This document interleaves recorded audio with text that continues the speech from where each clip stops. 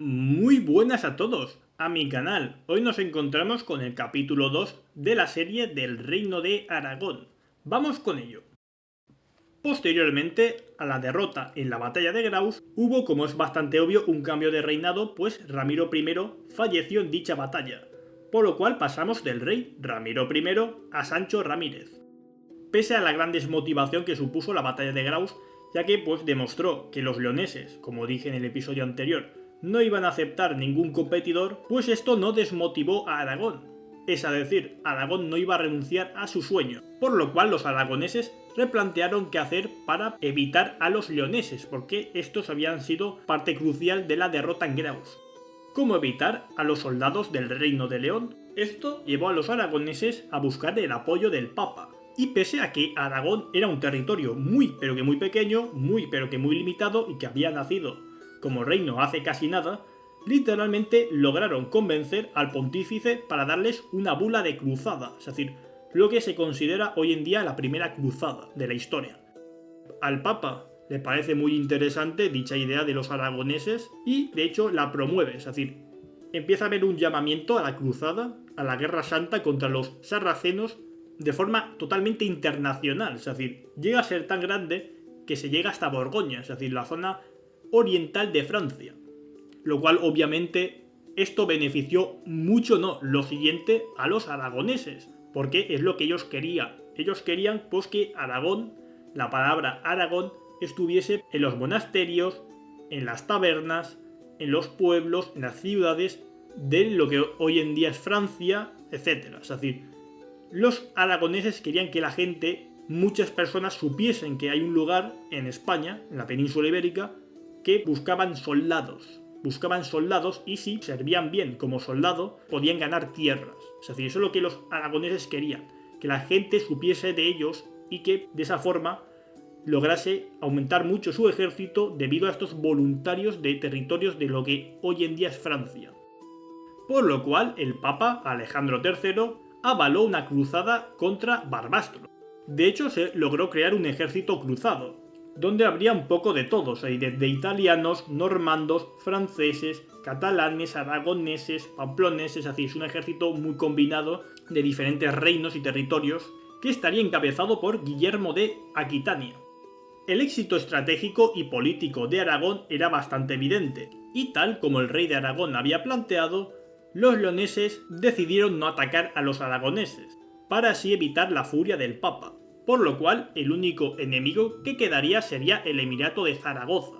Y dicho ejército cruzado llegó hasta la plaza de Barbastro, y en el año 1064 inició el asedio de dicha plaza. Y en ese mismo año la lograron tomar, con gran destrucción y un contundente saqueo, resultándose así una gran victoria y una gran ganancia de dinero para Aragón. Ante el éxito de la cruzada, el ejército cristiano en su mayoría regresó a sus territorios de base. Sin embargo, la reacción zaragozana no se haría esperar, pues esta instigó la yihad, la guerra santa musulmana, contra Barbastro, y los zaragozanos lograron reunir a una gran velocidad un gran ejército musulmán, al cual el año siguiente, en el año 1065, inició un asedio contra Barbastro, al cual desgraciadamente para las armas cristianas resultaron una derrota contundente contra los sarracenos, pues el Emirato de Zaragoza logró recuperar dicha plaza, destruyendo y dando muerte a toda la guarnición en esta misma. Esto supuso otra gran derrota para las políticas aragonesas. Sin embargo, Sancho Ramírez no se rindió e inició unos pequeños ataques contra el Emirato de Zaragoza. De estos ataques se logró tomar la plaza de Alquezar. Una vez más, el reino de Aragón buscaba el apoyo del pontífice, y en el año 1068, Sancho Ramírez, el rey de Aragón, inició un viaje hacia Roma, con la intención, pues, una vez más, de buscar más apoyos externos, y como he dicho, pues que así mucha más gente emigre a Aragón. En dicho viaje, el reino de Aragón se hizo vasallo del Estado pontificio. De hecho, como curiosidad, algunos historiadores que dicen pues que en este viaje se crearía el famoso escudo de la corona de Aragón, la conocida como señera, que significa la seña real. Lo digo como dato, realmente es muy difícil de saberlo. Lo que sabemos es que en el año 1076 el reino de Aragón decidió repartirse el reino de Pamplona junto al reino de León. De esa forma se aumentaría el territorio, y como es bastante obvio, eso equivale a más soldados. Esta repartición es debida a una estrategia política aragonesa que consistía en estar al lado del reino de León.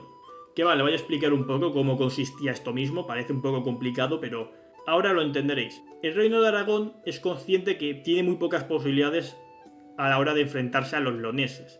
Entonces, ¿qué hace? Pues se acerca mucho políticamente. De esa forma tienen esa esperanza de que, pues si Aragón decide atacar Zaragoza de forma contundente, pues los leoneses, claro, al estar agraciados con estos mismos, decidan no mandar su ejército. Es decir, Aragón intenta esto mismo.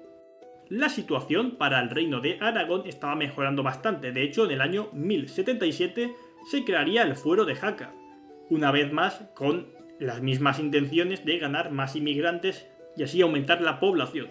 Tengo que mencionar el tema de los infanzones. Los infanzones, ¿vale? Es decir, eran caballeros, lo que yo llamo caballeros secundones. Son caballeros que no van a heredar tierras, por lo cual solo les queda la vida militar. Pues claro, si de repente hay un territorio en España que les dice que si ellos van ahí a luchar y les van a dar tierras, pues obviamente eso motiva mucho, ¿no? Es decir, por lo cual muchos infanzones de territorios de Francia, etcétera, se van a ir a Aragón y eso les va a permitir a los aragoneses mejorar su ejército, tener un ejército de muy, pero muy buena calidad. Por lo cual, obviamente, Aragón sigue insistiendo en estas políticas transpirenaicas en búsqueda de apoyo y también de una gran cantidad de inmigración. En el año 1078 se inició una tala de campos en Zaragoza y se crearía un castillo conocido como el Castellar, que estaría muy cerca de Zaragoza y serviría para presionar a esta misma plaza. Lo cual es muy significativo porque a pesar de la derrota en Graus y la derrota de Barbastro en el año 1065, Aragón sigue teniendo superioridad militar, es decir, a pesar de las derrotas, los aragoneses siguen siendo militarmente superiores a los zaragozanos, son capaces de adentrarse a sus territorios y hacerles daño. Y una vez más, los aragoneses iniciaron ataques contra la taifa de Zaragoza a pequeña escala, y lográndose en ellos grandes éxitos, como en el año 1083 la toma de la plaza de Graus, donde hubo la batalla, y la toma de Ayerbe. Y más o menos en estos momentos los aragoneses están implementando dos tácticas. La primera táctica yo la he llamado la táctica del Castellar, que consiste en crear pequeños castillitos muy pequeñitos, con la intención obviamente de tener una guarnición, y esa guarnición pues hacer ataques, sobre todo para atacar la logística, podía atacar las caravanas de comercio, etc., desde esos castillitos, por lo cual se podía hacer un daño bastante significativo. Y también la táctica que yo he llamado la táctica del picoteo. Como es bastante obvio, son ataques a pequeña envergadura, es decir, son conquistas pequeñas, es decir, se busca conquistar pequeñas plazas. De momento Aragón no busca algo grande. Y también esta táctica de hacer pequeños ataques y conquistar poco a poco una que otra plaza, les sirve para saber que los leoneses no mandarán su ejército contra estos mismos, pues obviamente el reino de León no va a mandar ningún ejército para defender un pequeño castillito poco significativo. Es decir, el reino de León no va realmente a calentarse la cabeza para mandar soldados para defender dichas plazas, por lo cual al hacer estos ataques tan a pequeña envergadura logran pues eso, es decir, ir conquistando poco a poco, presionar al enemigo y sobre todo tener esa concienciación de que los leoneses no les van a apoyar, es decir, no van a apoyar a Zaragoza. Y con esto se termina el capítulo. De acuerdo, una vez más se muestra una capacidad, sobre todo política, de Aragón muy pero que muy exitosa, es decir, realmente con un territorio tan minúsculo como era Aragón, un reino tan pequeño que pudiese tener esta influencia en el Papa y en gran parte de la sociedad de lo que hoy en día es Francia, realmente demuestra que Aragón, pese a que militarmente no le está yendo muy bien, está perdiendo sus campañas militares, no les están saliendo del todo bien, Tafalla, Graus, Barbastro. En el tema político, Aragón es muy pero que muy exitoso. Es decir, realmente Aragón está logrando éxitos políticos muy importantes.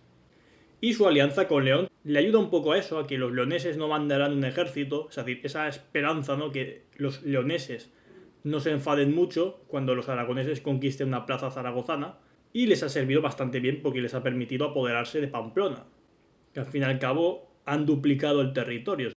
Seguiremos observando cómo le va a Aragón y dónde le lleva sus tácticas, que de momento le está sirviendo, es decir, de forma limitada, pero les está funcionando. Pues muchísimas gracias por ver mis vídeos. Un me gusta y suscribirse siempre ayudan y nos vemos en la próxima. Adiós.